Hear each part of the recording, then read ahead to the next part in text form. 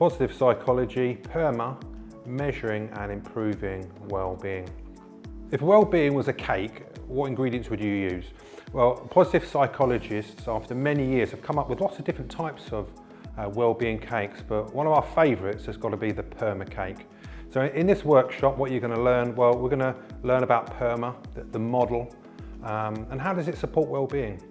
We're going to look at what's the difference between mental health and mental illness, and how do we use Perma, the Perma model, to measure your well-being and the well-being of people in your organisation.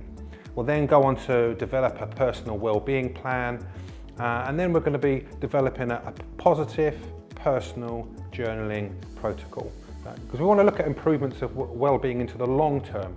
So that's why we're going to be looking at the regular journaling practice as a skill for you and your colleagues.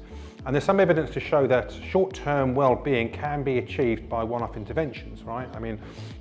But those effects, they fade over time. So we're looking to build a healthy outlook one day at a time, going on into the future. And so this is a great workshop as an introduction into positive psychology, and one that builds personal well-being. If we can increase personal well-being at an individual's base level, then we can start to see people bring their best to their jobs. Barbara Fredrickson, she's one of the positive psychologists that we read. She talks about her broaden and build theory, which means that when we experience positive emotions, when we feel good, we tend to broaden our horizons. Like we interact with people more positively.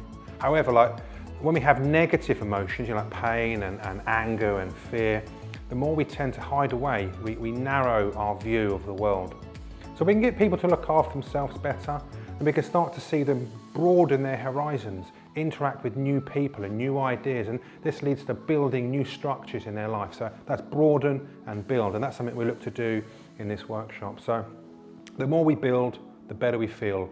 So this workshop is about exploring what makes for good personal well-being and how we start this process of measurably improving our well-being.